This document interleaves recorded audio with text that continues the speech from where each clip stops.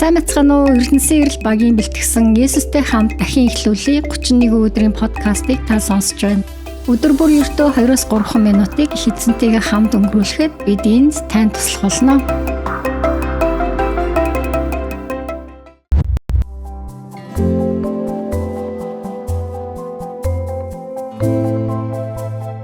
Би их эзэн их багшчин байдлаа та нарын хөлийг угаасан бол та нар бие биенийхээ хөлийг угаах мэтэр нэг нэгнийхээ төлөө хүчин зүтгэж байх ёстой. Йогны 14:15 хайр бол мэдрэмж биш сонголт гэдгийг та мэдхүү. Цаашлаад дуулууртай байдал нь хайр илрэл гэдгийг бас та мэдхүү. Жижигхэн зүйл дээр дуулууртай байх нь агуу их үр жимс гаргах бэлэг тэмдэг болж чаддаг.